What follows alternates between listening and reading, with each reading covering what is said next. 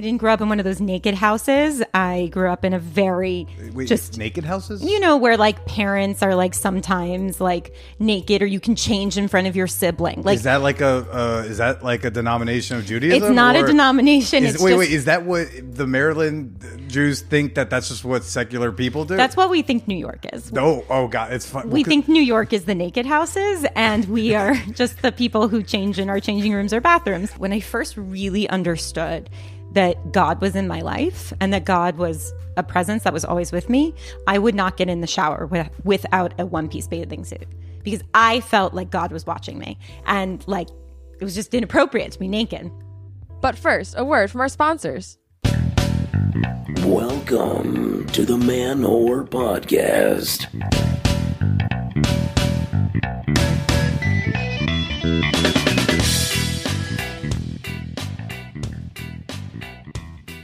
Shout out to the demure, to the cutesy ones, to the approachable. This is Billy Presida, and you are listening to the Man-Whore Podcast. :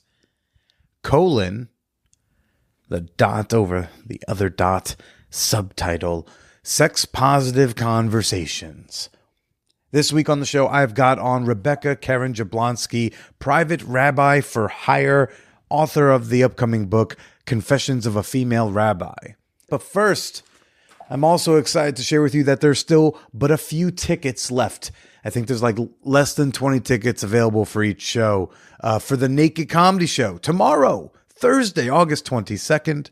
Ticket link at the top of the schnotes. Oh hell, use promo code eggplant for $5 off.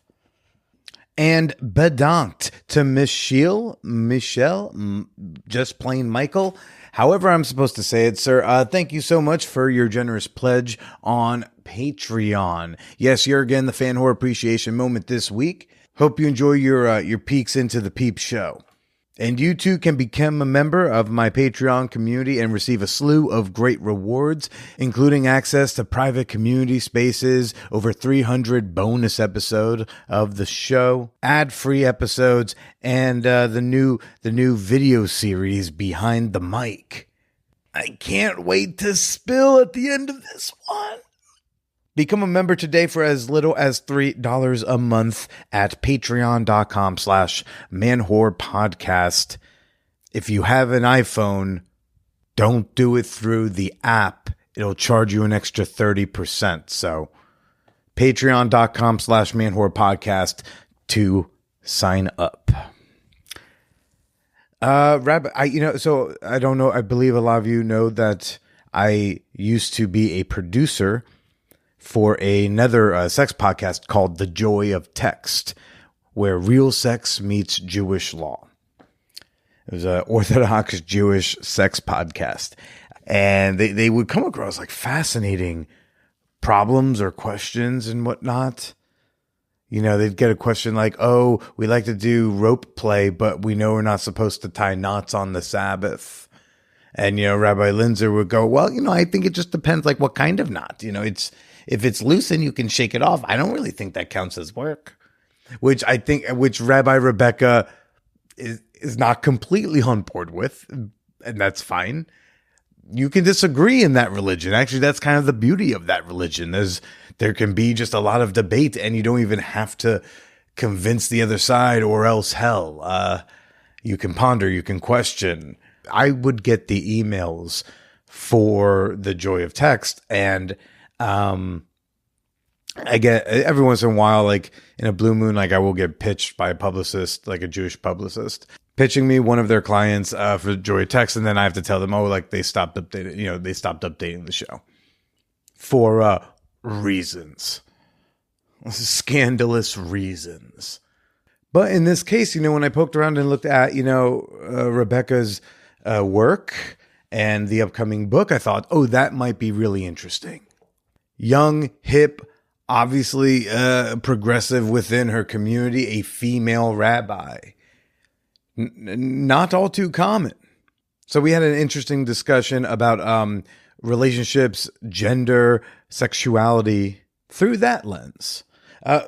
We avoided Israel-Palestine as a topic because there's a lot of feelings from all sorts of different angles. And at the end of the day, it doesn't really have to do with what we talk about here. I've heard from many of you that you tune into a show like mine as a way to kind of take a break from the politics or the horrors in this world. If you want to talk about it, go post in the politics channel in the Discord server. Boom. So I hope you enjoy this relatively cleaner episode with Rabbi Rebecca Keren Jablonski. Enjoy ad-free episodes at patreon.com/manwhorepodcast. And congrats on the marriage yourself. Thank you. That was this year. It was March. We just had our 5-month anniversary. I'm counting. So yeah, I'm very happy. But you only met him like maybe a couple years ago, is that right? No. We were friends. I don't know if this is like a good podcast story. We'll find out. Yeah. Are we rolling? Are we recording? We're rolling. Okay. So I met my now husband when I was in my last year of NYU. You also went to NYU. I went to NYU. Class of 2011, Steinhardt. Class of, and I am older than you, although my skin wouldn't show it. I have a lot of medical Botox for migraines. So if I make a weird face, I'm sorry. It's just the way my face works. My mom is always like, what do you feel right now? And I'm like, nothing. I'm happy. And she's like, are you sure? It's not what it looks like. Anyways, so I was at the Tisch School of the Arts and Stern School of Business. Oh. And I was studying acting and entrepreneurship. Something for you and then something for the parents?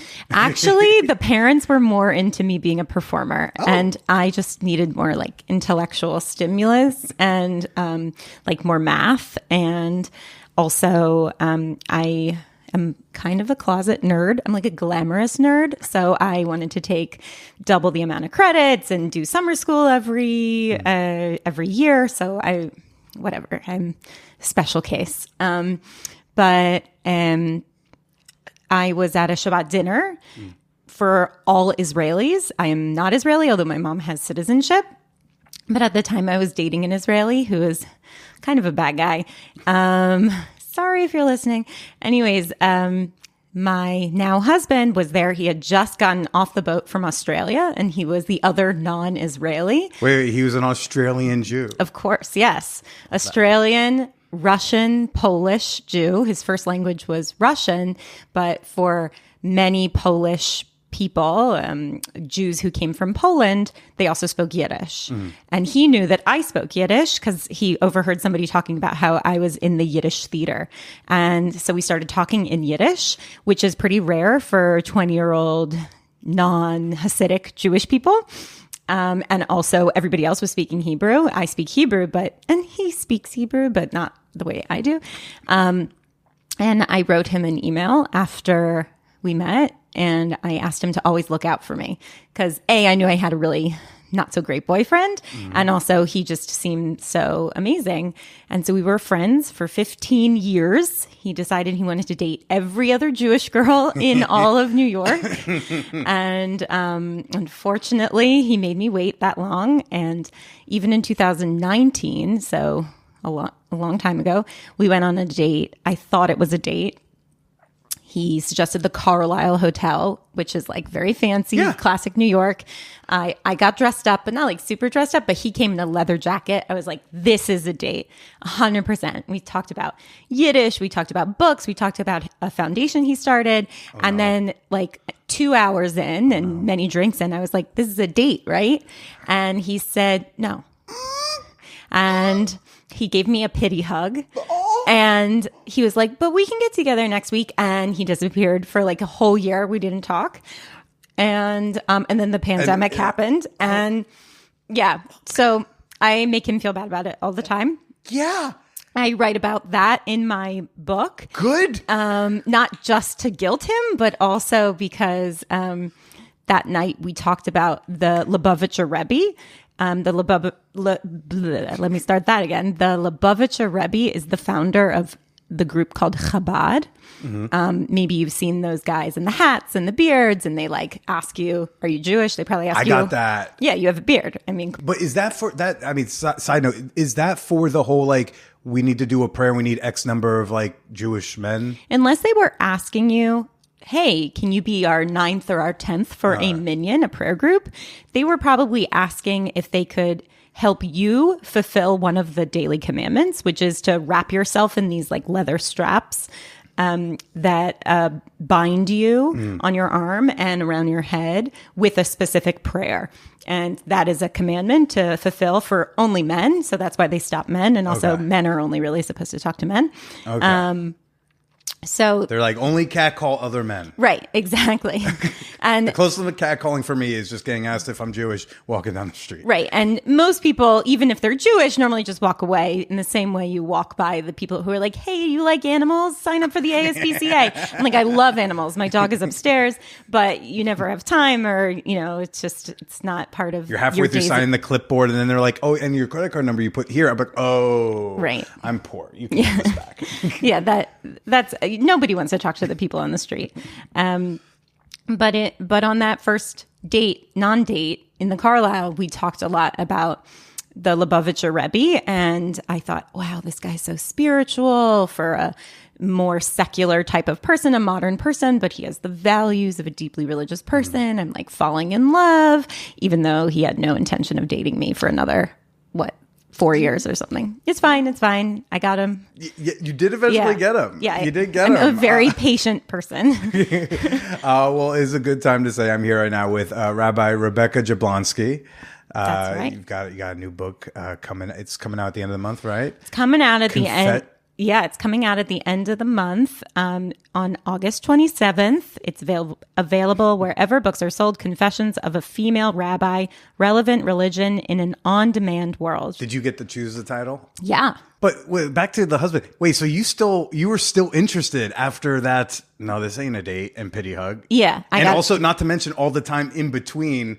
Yeah. Dating every other Jew in New York. Yeah. Well, he was always very private. So I never really knew his relationship status. I would hear it through the grapevine because even though it may seem like there are a lot of Jews out there, there are actually very few single, available, cute Jewish people who aren't judgmental that I, as a woman and modern person, am a rabbi. So he was always on my radar, and I was always trying to hear information about him, but he was very private. Meanwhile, I had disaster after disaster relationship. And so whenever he would say Happy New Year, Happy Birthday, or how's it going, and check in on either DMs or in Facebook, I would always spill my heart, tell him what was up. But he also had started a foundation, and I got involved in volunteering and fundraising for his foundation, which is not his job, but just a charity project of his for many, many years. And that's what eventually brought us closer together, because we were talking more and more as I was raising money for his foundation. Back at NYU, though, did you ever, whenever you got out of the relationship, did you kind of go back and give him a call? Yes. And he was he already with somebody? He wasn't. He was a 25-year-old guy in finance.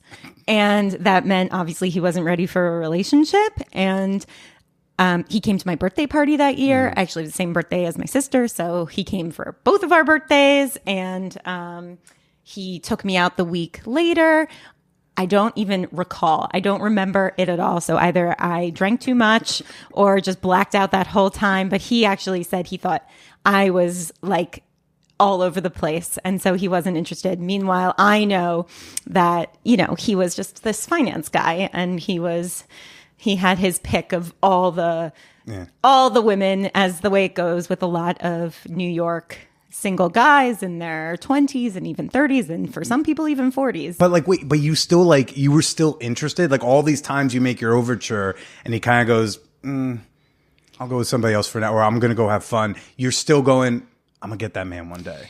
A little bit. And also, I would also use him as an example for all my girlfriends who would say, there are no Jewish guys left. And that was when we were 25 and when we were 35. I would point to him consistently and I would say, look at this guy. He's incredible. He's Australian. He has this amazing accent. He's successful. He's learned, both in Judaism and he went to MIT. He's this great guy. He just hasn't found his girl yet. So we should all have faith. He hasn't found his girl yet. I don't know. It could be me. I am kind of right here, but he hasn't found her, even if she's right the fuck in front of him. By the way, now I'm the worst person to encourage people because I basically lost my example of a good guy who's still available. Now I have no one to point to. It's like, yeah, there's still good Jewish guys out there. I don't know that many, at least. I don't have a name anymore. I took it. Yeah, I don't have like the Facebook profile to show people and be like, I could try and set you up. And I did. I tried and set people up with him, and he set people up with me. So like we always admired each other, but I don't know. That is wild to me, to have so many times where you're like expressing the interest. Yeah. And he's kind of pushing to the side, and like the interest is maintained. Yeah. Because like I have done such mild, small things that has made someone completely lose interest. Like, sometimes it doesn't take much for someone to go like, I'm not putting up with this. Yeah. Well, I mean, I did have many boyfriends. Like we're in the like, well, I was going to ask how the 20s treated you. Yeah. You were here in New York the whole time? I've been here since the August before NYU, when I was a fresh 18-year-old. Where are you from? I'm from Potomac, Maryland. I went to the same Jewish day school my entire life. I didn't meet my first non-Jewish friend till I was about 14 years old. So if you can imagine the sort of culture shock of going from a very insular Jewish community with, dress codes and things like that, to then going to the big bad city where like, as you know, because you also went to NYU, like everybody goes to clubs starting like Wednesday night to Thursdays were hot. I felt like Tuesdays also were really hot sometimes. It was like Wednesday to Wednesday. It was always at nightclubs, and especially being in between like many worlds. I've always been in between different worlds, either as a religious person or as somebody who is a performer and trying to get quote unquote noticed, especially, like trying to soak up the experience of New York. So I was always, if there was an opportunity to go out or to go dancing, I would go. The first time I ever went to a club, because I was from a religious background and it was August, I was wearing long sleeves and a skirt. I was going to raise, were you modern Orthodox or I'm a little, for a goy, I have some touch points of knowledge, but help me out. So where were you raised on?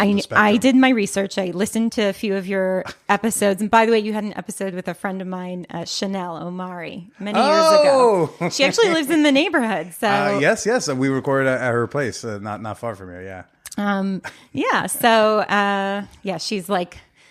she's a Jewish girl from Long Island, actually kind of different from my upbringing. I was always a goody and going to a dual curriculum school, meaning half the day in Hebrew, half the day in English. And like your whole life revolves around that school. All your weekend activities also revolve. And then also weekends at synagogue. I was always dressing modestly. Sneas, yeah. Sneas, yeah. Okay. Very good. Dressing modestly was something that was always emphasized. Yeah. And besides that, my parents are conservative people. They're not showy people. So I was never in a miniskirt, never wearing short shorts. It just wasn't part of our upbringing in my house. But at the same time, my mom always believed in nail polish and makeup. So just for having like chandelier earrings and makeup, I was looked at like I was like a heathen. Like I was the worst of the kids. I wore high heel shoes and, or like platforms. And because I liked Broadway shows, which were secular, I was one of the less religious kids growing up. But there's something that happens when you move away from home. You actually gravitate towards what makes you feel like you're back in your old community, and maybe even in a stronger way. So when I got to NYU and I realized, oh my gosh, all these kids are Jewish, but they're not Jewish the way, they're not at all observant. So I was homesick for the same, 60 kids I knew from preschool all the way to 12th grade. And so I clung a little bit closer to my upbringing than probably even my parents would have expected or needed me to. Do you remember like kind of when you started to play around with short sleeves? Yeah. I also don't think they look good on me. So there's that too. I think being, so... When was your breaking bad? Breaking secular? Yeah, that's a really good question. And whether or not I actually ever had a full break. Probably when I had that Israeli boyfriend that I mentioned. Okay. I think I'm thinking of how to actually answer this truthfully. Sure. I had a boyfriend with a disability for 3 years while I was at NYU. And that probably kept me a little removed from everyone else who was going out and being like overly sexualized as a young person. I definitely was too sheltered and I wasn't ready for any of that. So a quick fix would be maybe date somebody who doesn't move all that well. And also I really cared for him. And so we dated for 3 years. And then after that, I dated an Israeli. And if you know any Israelis, you would know that 50% or slightly more of the population is actually totally secular. So even though they speak Hebrew and even though they live in the Holy Land, it's just really a result from where they were born. And speaking Hebrew and serving in the army is part of who they are and their religion and their nationality, but they're not religious in any way. So when I met that boyfriend, and I met him through a cousin of mine who's Israeli, he made me, wear a bikini for like the first time and like go to Jamaica. What was that like? I think I was really self-conscious and I don't like to, I didn't grow up in one of those naked houses. I grew up in a very naked houses? Where like parents are like sometimes like naked or you can change in front of your sibling. Like, is that like a denomination of Judaism? It's not a denomination. Is that what the Maryland Jews think that's just what secular people do? That's what we think New York is. Oh God, it's fun. We think New York is the naked houses and we are just the people who change in our changing rooms or bathrooms. Part of my job is being a concierge rabbis. I go from house to house and I often go to beautiful high rises and I'm sometimes on the penthouse level very often in towards the evening hours. And the amount of naked people that you can see from New York City buildings is crazy. And while you're trying to teach ethics, the holy language, the holy books, maybe you even, or I have perhaps even brought the Holy Scroll, the Torah, to somebody's house, and across the way on Madison Avenue or Park Avenue, you can literally see somebody walking around naked. It's something that, obviously makes me, my face cringe and blush, except my face doesn't change because I have so much Botox. But I feel like being a teacher to adolescents is actually really hard because there are a lot of, there are just different boundaries that different families have than I am used to. And I'm like one of those people who's like, why don't you change in your bathroom? Why don't you change in your room? But my students or even their moms are very open with me. And I'm just like not one of those people. So like being in a bathing suit was like that for me, like very exposed. And by the way, when I first really understood that God was in my life and that God was a presence that was always with me, I would not get in the shower without a one-piece bathing suit because I felt like God was watching me and like it was just inappropriate to be naked. And I also did the same thing when I was 24 years old when my grandma died because I felt like my grandma was everywhere. And like, that's bonkers. I understand you're supposed to get in the shower and shower, but I've always had like a real sense that I had a presence with me, higher power, and whether or not that was my grandma joining with heaven or just, she wasn't like a naked grandma, it was like, but I think things were gradual. I remember once I was in a show in New York as an actress, but playing a Jewish role, which was often the case. And my parents were in like the first or second row. And in the show off Broadway, I had to put on underwear. Okay. As if I wasn't wearing underwear before. I was already wearing underwear, but like part of the start. You're wearing clothes and you're yeah. So I had to like shimmy on underwear. And I could see my dad in the first row like slam his hand over his eyes and shake his head for like the next 15 minutes. So, that's there were little things that always took me out of my shell. And I had the urging of either friends or artistic mentors all the time. And honestly, even some religious mentors who would say, like, it's okay. You can, you can maybe be less wound up. But I've always been a pretty type A, tightly wound person. And I didn't even always listen to them or get unwound. So But Judaism seems to be this like there's some my time with Batsheva and that crew where I was like, I really got a better understanding of the religion. It's like a very sex positive religion, I think, as religions go, you know. But it seems to be this like flexible, kind of customizable religion. I was raised Catholic. I don't know how much I ever really believed, but like I was raised Catholic. There's rules, and you're supposed to follow those rules. Unless you're a priest, then do whatever you want when the door's closed. But it's so I was raised from a religion that was like strict, and then I learned about Judaism. I go like, whoa. You know, there's kind of, like you said, there's some people saying you don't have to be so wound up. You know, do what works for you. Yeah, it feels like, especially as an American Jew, that's really our privilege that we can be any religious observance level and still call ourselves Jews. And you can even say that you're Orthodox because you go to an Orthodox temple, meaning a very strict style of temple or synagogue. But you may eat whatever you want outside of, you know, the supervision of a rabbi and out of the watchful eye. And certainly I'm a modern, flexible type of Jew if I'm a female rabbi. Yeah. And that's sort of the contradiction that I live in because I call myself hipster-dox, that I'm cool about a lot of things, as you see me in my black jeans and like kind of see-through black shirt. Yeah. Okay. Yeah. I was like, they're long. No, Can but barely see your heel. Like it's crazy. No, I actually got the term hipster-dox from a former boyfriend that I dated for.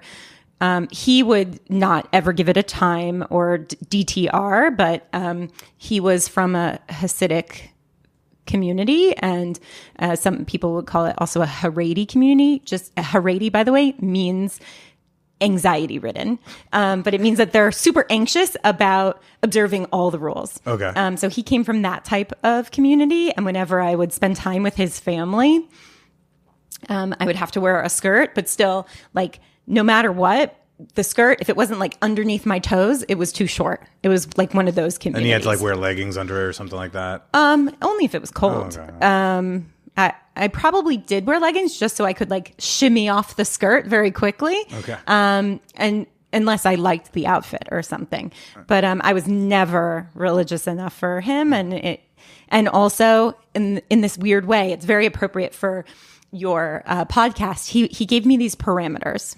Uh-oh.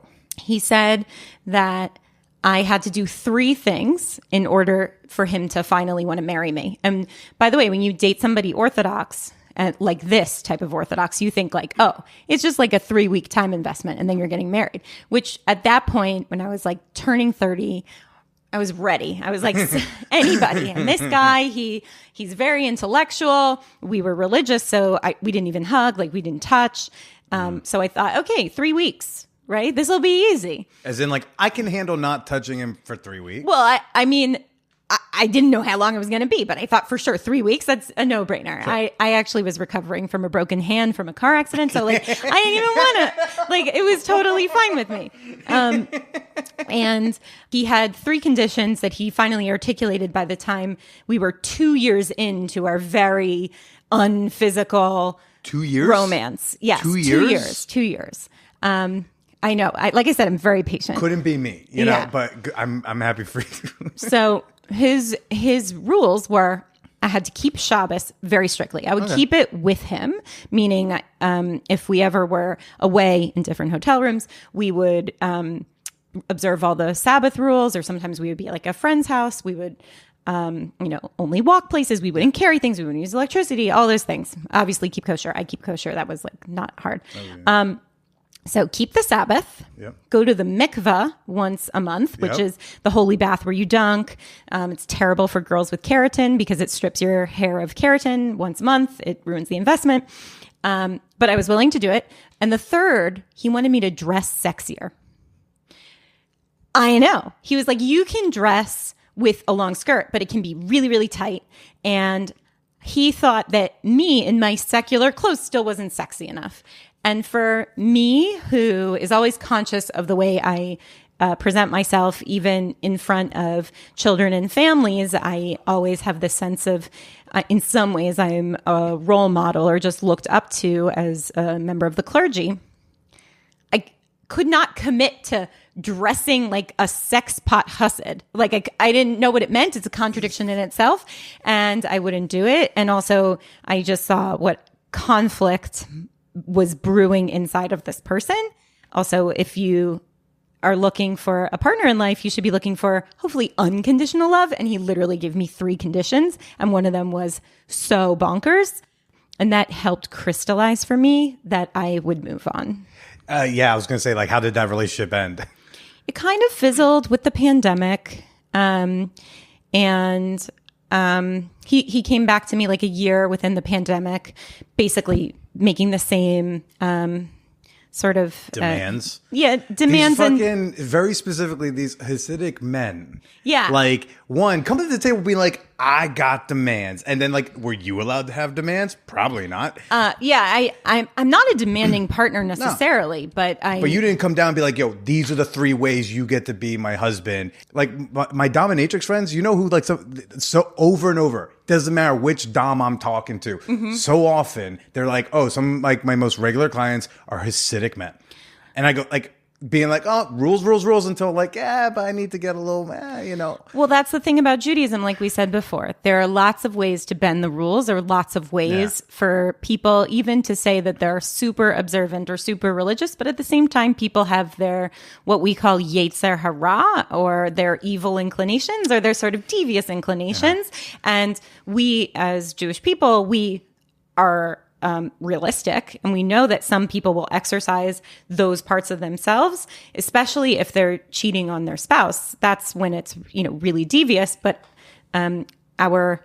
one of our main goals in our lives is to conquer the deviousness that's really a part of ourselves that we want to conquer. But for some people, that's a deviousness that they want to indulge and keep with themselves. And I think that when I had this boyfriend, he had this weird deviousness. I don't mean like weird, like, the Republicans. I mean like weird, like, I just mean it was different for me because I came from a much more simple way of viewing religious people. And I didn't really understand that there could be like a little weird kink or deviousness, even in a very observant person. I don't mind the deviations. It's the coming in and be like, well, I've got rules for you. Yeah. And it's like, here's a strict Jewish rule, my horny Jewish rule. Oh, right. Also you?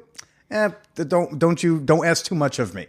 Being a female rabbi. Yeah. Do you find that you come across sexism within practicing? I have come across, I have come across feeling like an object and feeling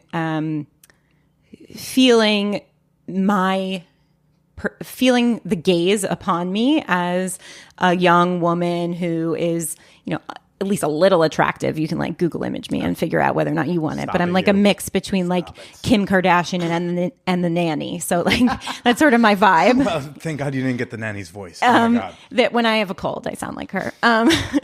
It runs the gamut. There are people who are not my clients, but I will meet them at a simcha, which means like a celebration, either a bar or a bat mitzvah or a wedding, and they will come up to me and, pinch my butt. They will, like, the Me Too movement was like no surprise, because when I was on dating apps, for example, eventually people would get to the fact that I was a rabbi, or they would ask me my profession. Sometimes I would say just like in Jewish life, and eventually we'd talk about a profession. And I can't tell you the amount of men who asked me how good I was at blowing a shofar, which is the ritual ram's horn.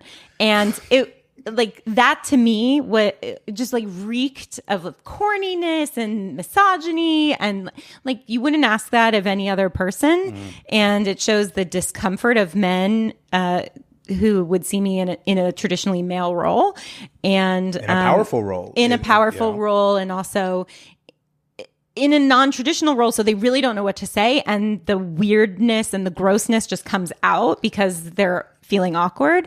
And I remember somebody said, like, do you ever not wear anything underneath your talit, your like ritual prayer shawl? And it's like, what are you, crazy? What? I'm leading services naked? That's bonkers. It would never happen. This is Hinge. It's not FetLife. This is not an appropriate question. Yeah. I don't care what the denominations involved are. Well, yeah, I got that a lot. So like definitely more than just the fingers on my hand. I would get both of those types of questions. And it was hard to feel like being a woman in this role, I could also have an active social life. And every time I would have a breakup, it would almost propel me to go deeper and harder into whatever religiousness I was enacting and whatever capacity I had at the moment of being a religious leader. Because often I was never the one to break up with people. I think I'm like, did I ever break up with maybe 2 people in my life I broke up with, and I had a bazillion boyfriends. What do you think that's about? I give people chances and second chances and fifth chances and millionth chances. You did marry a man on his, I don't know, 5th, 6th, 7th chance. Right. Yeah, exactly. So it's part of seeing the best in people and hopefully seeing even what they can like the potential. And that's what my older sister often says is my best quality and worst quality, because in some ways it's the way a lot of women are, that if they're nurturing people, they often focus on the great things about that person instead of all the parts of them that you're tending to because they were perhaps inadequate or ill or something. But I was always really interested in being a caretaker, and being a caretaker sometimes means that you're dealing with people who aren't very caring themselves. So, but it's okay because I lucked out. That guy who I always wanted, he's like, yeah, I love that you're a rabbi. And yeah, it's amazing. You are an authority. I'd rather listen to you than some corrupt guy or some, person who's super into themselves or just loves to hear their own voice. And I've ran through half of Hinge in Manhattan, so I think I'm ready. No, all of Hinge on the Jewish filter, and also JDate, and also what was the other one? J-Swipe. Yeah. And yeah, but he was actually way more social than I was. See, as a rabbi, all my weekends were taken. I was doing weddings and bar mitzvahs. So I didn't have the typical, let's go out hours. So normally I would schedule a date around when I would get my hair done for simchas. So I would go at 10 p.m. on a Saturday night after a bar mitzvah. I would go on dates. He had a much more active social life and would just go out and then meet people the normal way. So yeah. What role, especially hearing you describe when you were turning, close to 30 and crossing that, what role do you feel scarcity played into your dating life? Because you're far from the only person I've heard speak like this, Jewish or not Jewish. Yeah.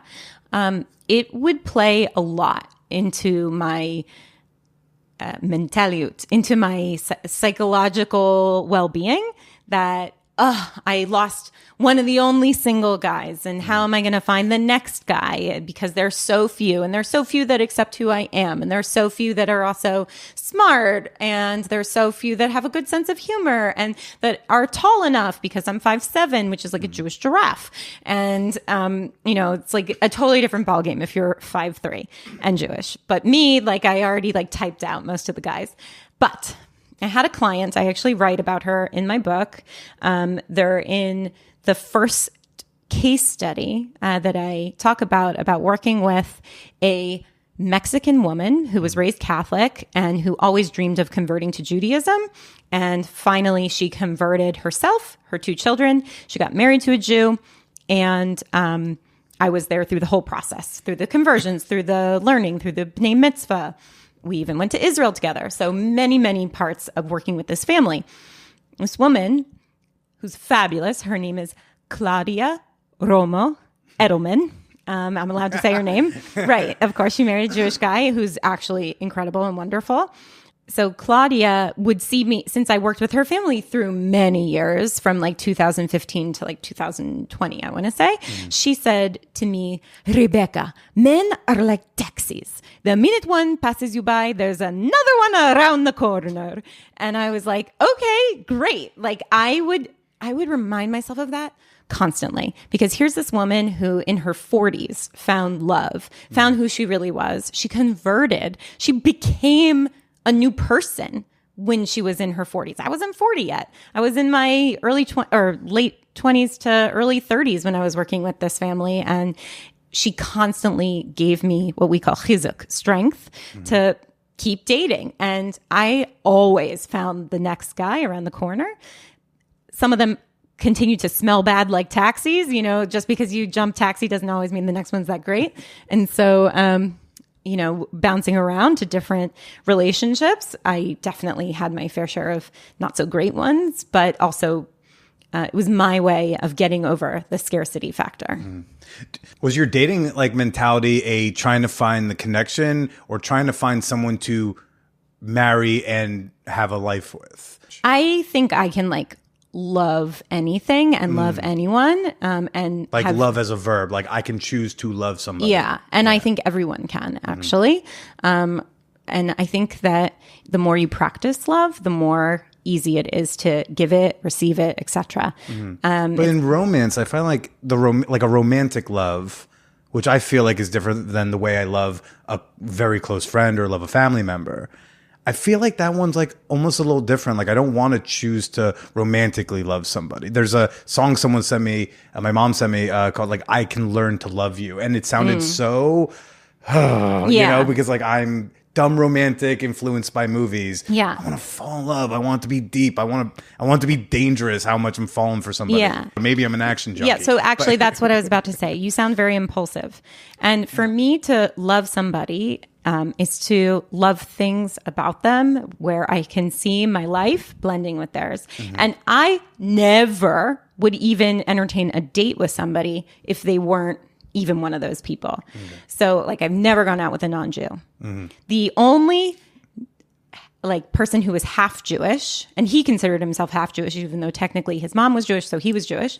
The only half Jewish guy I ever dated, it bothered me to no end that his mezuzah was on the wrong side of the door. And I was, the whole time we were dating, I was like, how can I date a guy whose mezuzah is on the wrong side of the door? But you also never thought to be hey, it's supposed to be on the other side, No, right? of course I did. It was the first thing I said. You never moved it?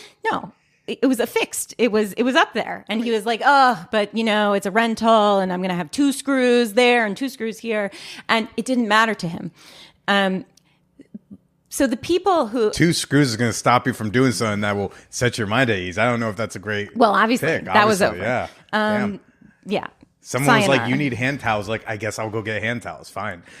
Well, you sound like a very demonstrative partner. I don't think I've ever been you need to do XYZ to your apartment and or if I started hinting at things, I don't think any of those partners ever did them. But I think that since I was little, I was dating to get married. And I remember the first boy to ever ask me out in 5th grade. His name was Jared Kushner in our Jewish day school. Not the Jared Kushner. Sorry, spelled differently. You can't just say that name. No, it wasn't. It wasn't that one. I'm from Maryland. He's in a New York family. Different ages. Sorry. Anyways, sorry. Sorry, Ivanka. Not talking about your, husband. But a different Jared, not as religious as that one, but still went to my Jewish day school. He asked me out in 5th grade, and I said back to him, I am not ready to get married, so therefore I will not go out with you. And I was one of the first girls to ever get asked out in the school, because whatever, I guess I was no big deal. I was that cute. But my Instagram handle is my hot rabbi. No right. big deal. There's that too, which is part of making sort of a nod to the fact that I did deal with a lot of people calling me it's the hot rabbi, as opposed to everything else. Every other type of rabbi, like the learned rabbi, or it's that rabbi from this synagogue or that place. Yeah.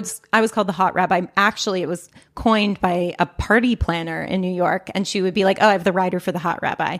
We need this many microphones. We need to set up at this time, XYZ." And so she kind of gave me that nickname, and then I leaned into it. But ever since Jared and then every other boyfriend, I thought, how can I make a life with this person? And I guess I have an active imagination, so I could always see a scenario in which I could get married to one of these people. And that's why I had so many boyfriends.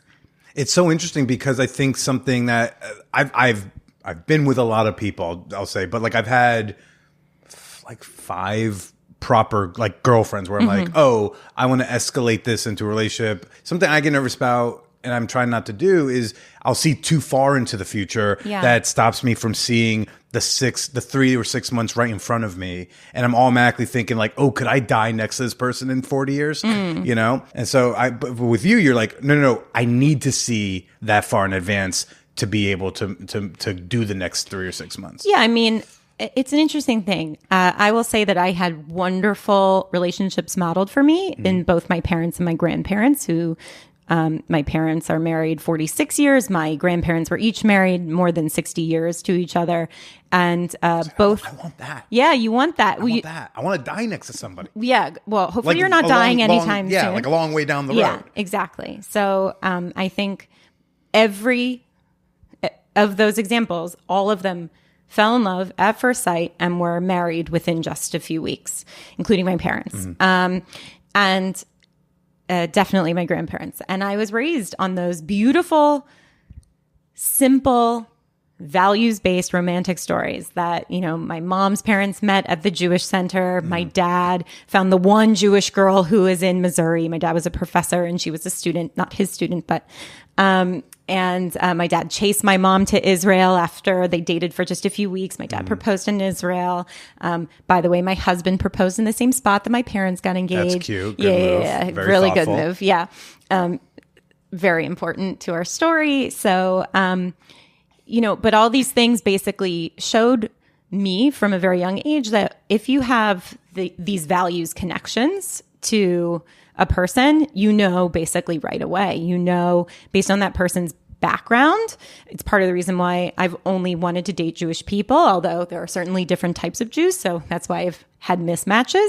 But I was always looking for that person who was raised in a similar way to me and someone who, because of that, envisioned for themselves a similar type of family that I was envisioning. So, I mean, it's really hard to go to a first date, like envisioning your wedding. And my girlfriends would often say like, I would like arrive in like a veil. And it's true. I would actually try and only wear white on a first date. For many years, because I was like, this will give like bride vibes. And obviously it didn't. So I wore blue and I think actually these pants to my first date with my husband. But having that intention behind dating, I think is important because if that's what I'm looking for, I hope that I meet somebody who's on the same page. I think being on the same page as somebody is really important in all stages of the relationship, definitely at the beginning, but also even as you get married, even as you're raising children, and even how you want to plan your retirement. All those things matter to make sure that you're continually building that life together. Yeah. Intentionality, I think, is really good. And we operate in very different worlds. You know, in my slutty non-monogamy land or whatever, there's still an intentionality. I don't go into each thing with very specific intentionality, but like, yeah, in the first like 1 to 3 encounters with somebody, I kind of get an idea of like what I think this relationship should be. Because I shouldn't just try to be hooking up with somebody who I should be dating, and I shouldn't try to romantically date someone I actually really only want to like fool around with. Yeah. Like, you know, but I do think there's an important to not constantly floating, because I hear so many people talk about, oh, what is this? I don't really know. What are we doing? And I go like, I don't know. I think in the first couple of times, I have an idea what we're doing. Yeah. This is a sexual relationship. This is a very close friendship, and we also might be physical. This is romantic, but whatever it is, like, let's find out what this is, and let's like honor that connection. Because I'm also not trying to put any, because there's sometimes I make a connection and I go like, oh, well, I'm not going to see this person long term, but they're very fun, a lot of overlap. Yeah. And I don't want to squeeze them into something that they're not. Yeah. But regardless of how we're approaching it, having an intention, hopefully early on, I think is really important. It's not foolproof though. And I'll tell you, there's this threshold of the 3 months. You think you're dating somebody and then you learn something about them 3 months later, where you've basically got this sunk cost. You've given them time. You've maybe even given them a piece of your heart or maybe a piece of your body. And then the other parts of them start to come out. And sometimes that can be, you know, a small pet peeve of theirs that arises. But for me, very often, I would be told that for them to be in a relationship with me, they also had to be in a non-monogamous situation with other people. And the first time I heard that, of course I was like, what? No, crazy. But when it was like the second and the third and the fourth and the fifth and the sixth time I heard it, I started thinking, is this just the way people are? And I wasn't raised in New York, and I'm just a prude. And No, these are just dudes who are taking advantage of a very loose situation in New York and Right. in the country, especially if they're like very religiously observant. No. I don't think I ever, other than the very religious Haredi guy, I most of the time dated guys who were less religious than me. Okay. Which was also a problem. But these are guys who just kind of wanted to be able to fuck around and like take you for granted. Or maybe not even that, like wanted to go to certain clubs or parties, like really engage in that world. Like and those kinds of clubs and parties. Yeah. Like those kinds of clubs and parties. And I was like, are you kidding me? I'm a rabbi. And like, if I see one of my clients here, like, obviously they would be embarrassed too because they were there. But like, this isn't me. This isn't who I am. Except for the fact that I'm very open-minded. So I would be always on this like tightrope of, I don't want to be judgmental, but this isn't for me. And what do I do? Because I've already passed the 3-month mark, and maybe I already thought of like my dress and when we would get married and how we would get married and da-da-da-da. But you're trying to figure out, how do I fit this thing that so clearly does not fit for me? But how do I like make it fit so I don't have to like end this and then go back on the search? Yeah. So that was part of it. And also because it never comes out in the beginning, or at least not with a girl like me, because they know they're not going to like land me and get me their girlfriend by saying like, we also have to go to like resorts for this type of thing. And truly the one time I was brought to one of those resorts and I didn't even know. What? And Stop. Yeah, Wait, it was what? Do you remember which resort? Yeah, it was in Jamaica. Hedonism? Yeah. Okay. And I was so upset. And of course. I mean, like shock beyond shock. Like first time I was seeing like certain type of anatomy in my life. And I was so upset. And thank God it started like hailing raining.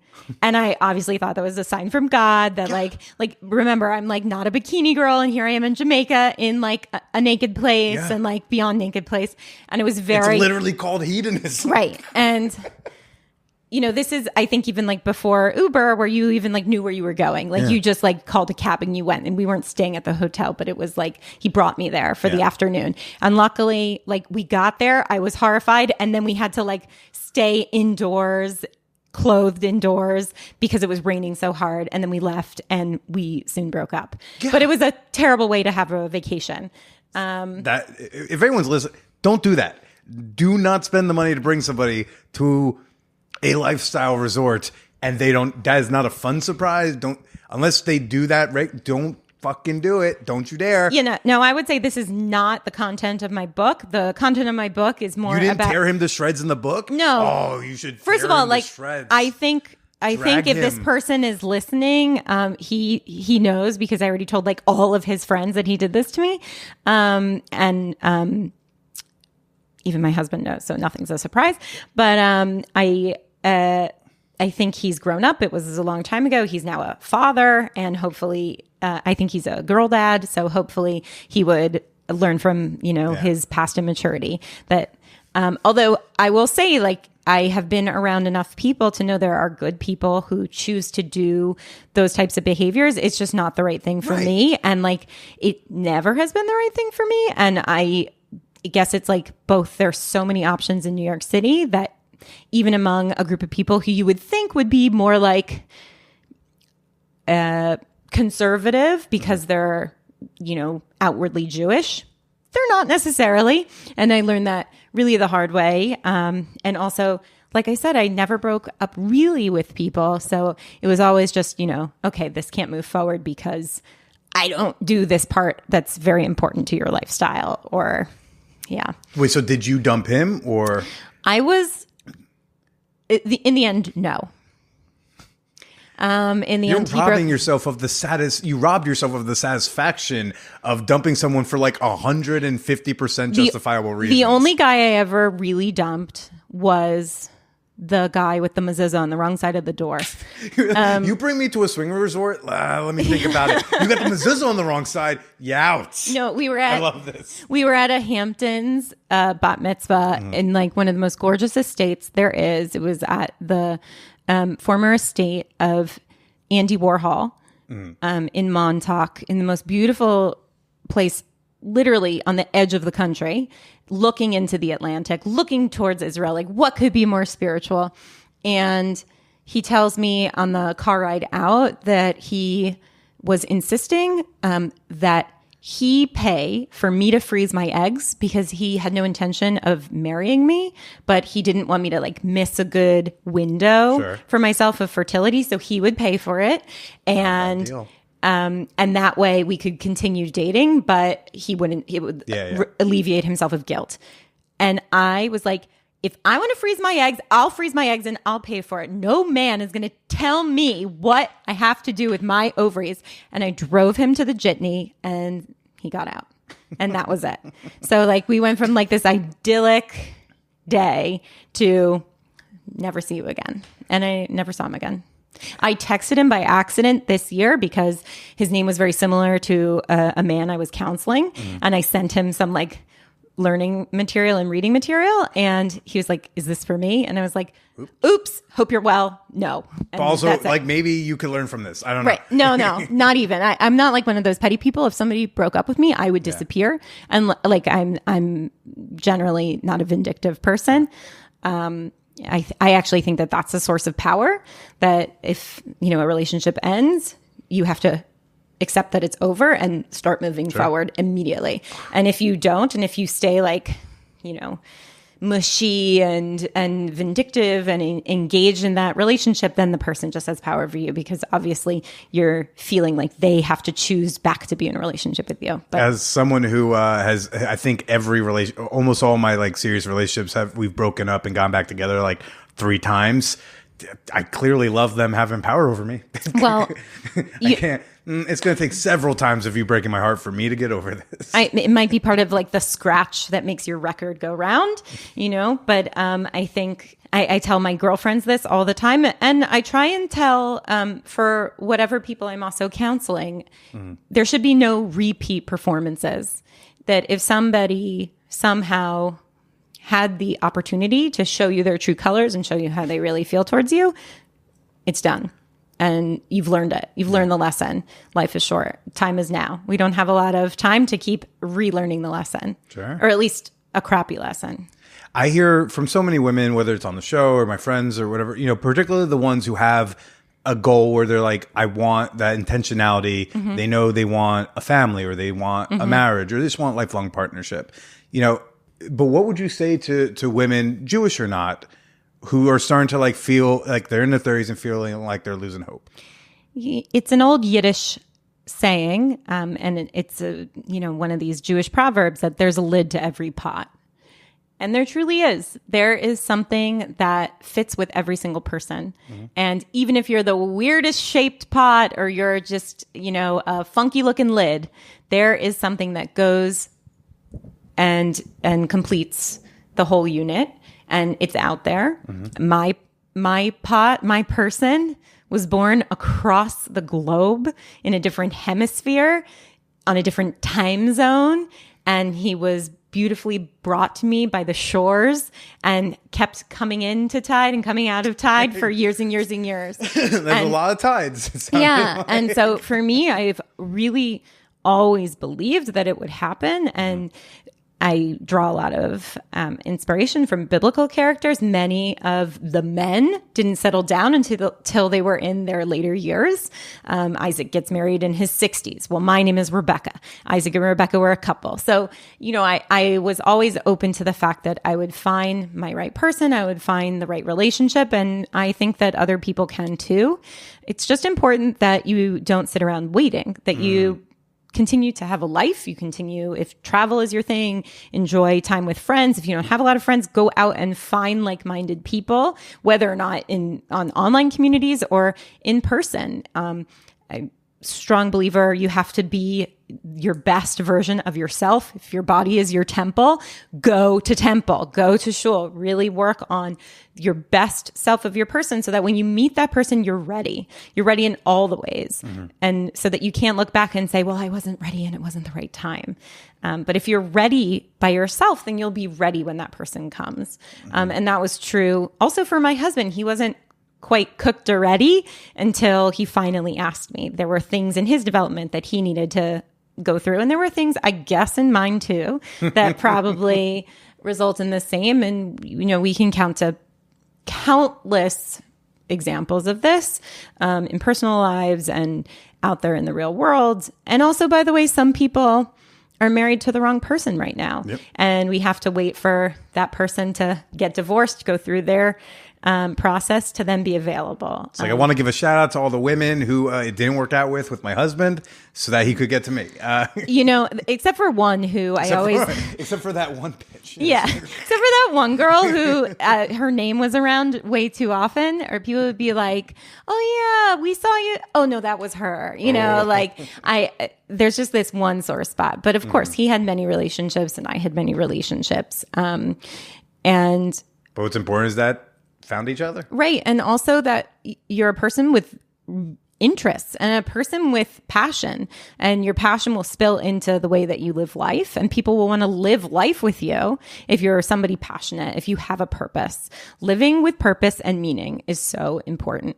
Maybe it's God, maybe it's your religion, maybe it's the gym, maybe it's your pet, maybe it's your charity work that you happen to be a part of, but people will be attracted to that. Yeah. I have a question from my Discord server from my Patreon members. I let them ask whatever questions they want. So if it's a great question, I wish it was mine. If it's a bad question, wasn't my idea. Yeah, great. And then I wanted to maybe ask, after we do plugs, maybe a bonus about a short bonus about your work, like modernizing things in faith. I think in how you counsel maybe younger clients. But first, I just want Chuckmaster 2000, great name, asks, what does she feel organized religion needs to do to become a true third place in people's lives? In the 21st century, what value can organized religions provide people that would get them to return to worship? It's a great question. Because more than 30 million Americans have left the church in the last 25 years. Long gone for me. And it's even worse numbers for the Jews. It's just, there aren't even 30 million Jews in the world. So that number sounds really good. But people leave or have left because religion is out of touch. Its practices, its services and rituals are hundreds, if not thousands of years old. And its values might also reflect something that was a value thousands of years ago that is no longer. So there are many ways that the institution can do things to modernize itself. First of all, they can offer different types of programs for different types of people. Everything is geared towards people who are in a heteronormative family in religion. And if you're not, whether or not that means you're single, whether or not that means you're gay, whether or not it means you're, within a different gender identity than is the standard male or female, if you're part of a biracial couple or an interfaith couple, then you don't feel like the ceremonies or the system is for you. There are, beyond just having programming, it's about having leaders that demonstrate that those members are truly important, and not just with lip service, but by engaging them, having meals with them, really understanding what's important to them, and showing that this person, whether or not they're the richest person of the community, that they are of equal importance. Unfortunately, institutions are businesses, and normally the highest paying customer gets the most attention. And often heteronormative couples are the ones with the most money. Of course, there are outliers, and it is a generalization, but that's the case. So leaders need to do a better job of showing that all of us are God's children, and that all of us have a worth, and all of us have great things to contribute, and not just in their sermon that's like a little bit woke, but really show it. I personally try and host meals and host events where the guests include all the different types of Jewish or Jewish allies that there are. And often that means interracial and interfaith couples are a part of the mix. And you do things to make people special. and you have to also be authentically making them special. So in the same way that I was able to fall in love with literally guys who treated me like crap, you have to be able to fall in love with the constituents that are a part of your community and not think, oh, that's that, person who's on the outskirts of my focus religiously or community wise, but make everybody feel like they are beloved and a member of a community. And I also think that because of the way institutions have gotten so large in order to survive, really only the mega churches or the mega shuls are the ones who are in business, and the rest of them are closing or in foreclosure, or they're selling their buildings. You end up having communities that are way too big, and you have leaders who are spread too thin. And you might also have only one really dynamic leader in that community. And the dynamic leader is forced to fundraise or forced to give big topic sermons that reach the common denominator, but they have no time for outreach. And they're also a little bit scared of their own job security because institutional religion is failing in general. And so they don't do a good enough job of training the next generation and instilling within their community that maybe the assistant rabbi or the assistant rabbi or the rabbinic intern is incredible. And you'd be lucky if they invite you to a meal or they extend their office hours to you and your family, or not even your family, you and your whatever partner that is. So synagogues need to work on that because often they have one big kahuna, one big leader, and then the rest are these like interchangeable assistants who are only going to be there for a few years until they get a better placement, a better job. And for many synagogues, they struggle with who's going to be the rabbinic successor, who's going to be the person who takes over that shul or that community. And they could do a better job of empowering all the people on faculty. Well, Rebecca, thank you so much for chatting with us. Tell us a little bit about the book and where people can go to find you and follow you. So you can find me mostly on Instagram at MyHotRabbi. And which I took it out, but he had one other question. I think he was joking, but he's like, when did rabbis get so hot? It's true. I'm actually pretty rare. There are some. No shade to Rabbi Dov Linzer. That's my guy. I would say, look, beauty is in the eye of the beholder. But I'm in the same way that most clergy wouldn't use the word hot. I'm a little spicy, and I acknowledge sort of the humor in that. And also, I'm kind of modest, but whatever. I like my title. I think it's cool. Yeah. So you can find me at MyHotRabbi. I am on TikTok, but I don't really enjoy it. And I'm just Hot Rabbi there.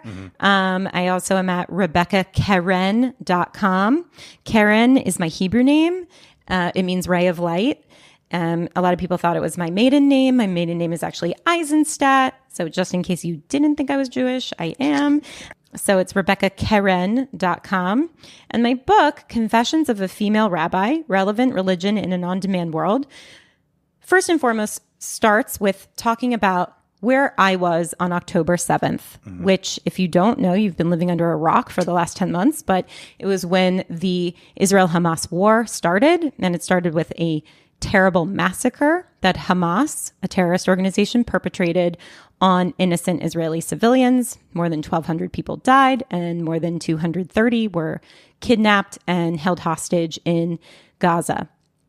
And it started a terrible war, and talks about where I was leading a bar mitzvah retreat in the woods, and how that affected my deep desire to help Judaism survive and the fears that it brought up in my own community. Then I talk about within the book my version of being a rabbi, and it is customizable to every person's religious goal because different people turn to Judaism at different times in their lives, and they turn to God at different times in their lives. Sometimes it's when they're unemployed. Sometimes it's when they're dealing with heartbreak. Sometimes it's when they're dealing with illness. Sometimes it's when they feel really inspired in their own nature.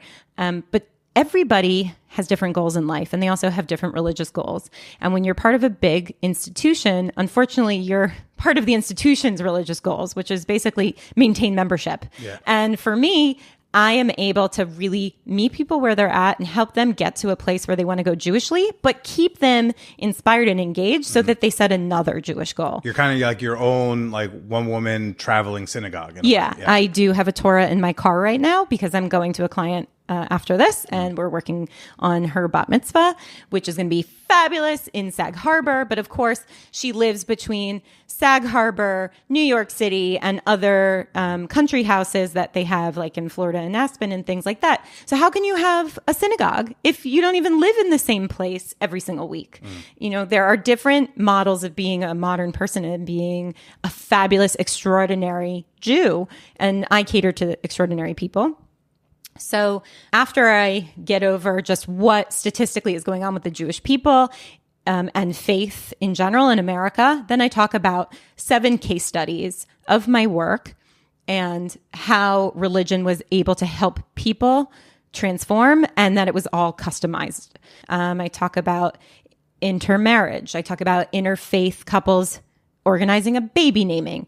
I talk about, what else do I talk about? Oh, a big topic of debate in Jewish community is whether or not parties should be over the top. If you remember, like this, my Super Sweet 16. My youngest sister went to one of those on the show. Like that's the North Jersey area I grew up in. Okay, so it's So you were probably it creates competition within families. It makes you feel like grossness of wealth is on display, and yet the Jewish people make a huge deal out of even a 13-year-old's birthday. This kid can't even drive, right? But he's literally the man. And some people spend more than $1 million, sometimes even more than $5 million on one night. And I personally love it. And I go through how to keep those things religious and why nobody should tell anybody how to spend their money. If you want to spend your money on bottled water, if you want to spend your money on buying my book and buying so many copies of my book that you end up wallpapering your house with the words of Confessions of a Female Rabbi, it's fine with me, right? I'm not going to tell people how to spend their money, except you should do that with the wallpaper. My feeling of making a big deal about happiness and about ceremonies that do have a Jewish through line, super important. Yeah. So, and also I talk about serving atheist Jews and keeping both their families engaged in ritual life and also giving children a chance to learn about the religion, even if their parents are atheists, which is really common. 25% of Americans are atheists. So, wow. Right. Yeah. And if somebody grows up in a house that isn't religious, they have statistically more of a chance of not being religious themselves. And at the same time, Judaism is this really unique group that is both an ethnic religion. It's an ethnic group and a religion. Yeah. And so the education about being Jewish or Jewish experiences. Like maintaining the cultural aspect, at least, you mean? Or understanding what your potential relationship with God in your life could be, even if your parents have chosen it to not be. It should be offered. Just like eventually when kids get old enough, they decide whether or not they like sushi. If you put raw fish in front of a child, most of the time they're going to say gross. But you put it in front of Billy Procida, probably still going to be the same. But right. But all the flavors at the store should be available to you. Yes.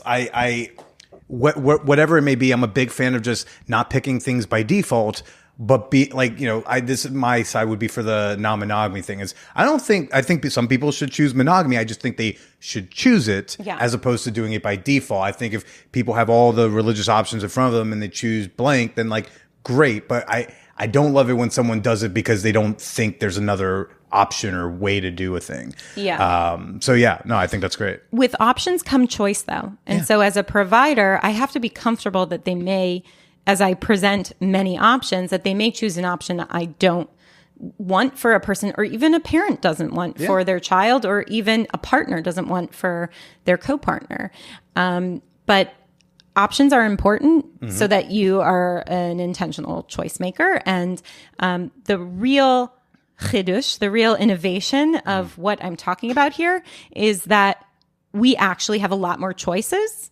And we can be empowered as people of faith to really practice the way we want, seek out providers who can provide for us in a way that speaks to your heart, speaks to the way you want to practice, and isn't dogmatic and isn't an imposition and is somewhat aspirational.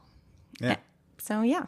Rebecca, you have been fantastic. Thanks for being so generous with your time. Let me remind people one more time. The book is Confessions of a Female Rabbi. I'll have a link in the show notes so you can get it wherever you buy the book stuff. Her Instagram is myhotrabbi, and you can go to her website, RebeccaKeren.com. And I'll have all that, as you all know, in the schnotes.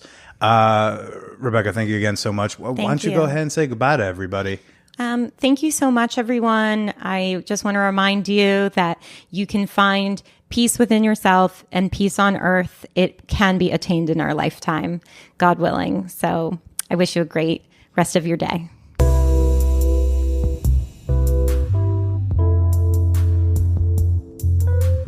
Wait. Hold on one second. I've got a bonus episode coming up tomorrow with Rabbi Rebecca, and I'm going to play a little teaser clip of it for you in just a moment, okay? So just hang tight, and then there is more of me and Rebecca you can hear.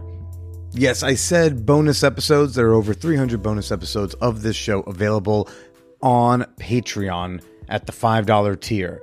There are many rewards to being a member of my community. You can gain access to our dirty picture sharing group chat, The Peep Show. Invites to our monthly porn watch, Hot Movie Night. You get ad-free episodes each week, and you can even watch my new tea-spilling video series, Behind the Mic. This upcoming one's going to be, I've got a lot to say.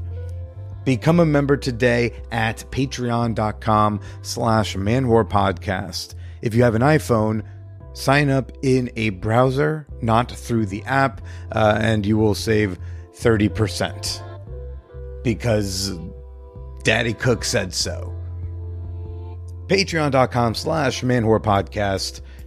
If you have comments, questions, criticisms, titties to share, you can send that over to manwhorepod@gmail.com. Thank you very much, Monique. That's all me and my girlfriend have to say. Thank you for sharing. Hope you didn't do that on the Sabbath. Okay, enjoy a teaser clip of my bonus episode coming out tomorrow on Patreon with Rabbi Rebecca. Stay slutty.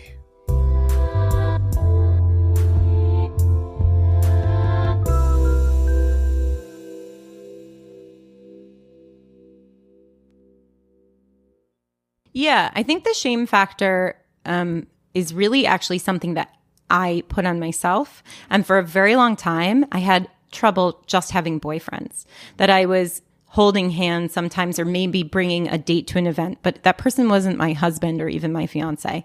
And though that was a source of shame, and I don't think it's necessarily Judaism, but Jewish culture that at a certain age, especially given that, my grandparents and my mom was, they were all married in their early 20s, that I was leading a demonstratively physical life with people, and I wasn't married. That was upsetting to me, and I had shame around that. And so I would be very cautious and conscious of the way that I would hold hands or hug somebody or, exchange a kiss on the cheek. And at the same time, because I am these people's friend, I would often tell them about dating because it would show them that rabbis are like everybody else. And if I am messing up and if I am seeking things, then they can be seeking things. And if somebody who can still feel like they are a conduit for spirituality and religion can still have longings, still have things not totally work out for them perfectly, but still have faith, then I was an example.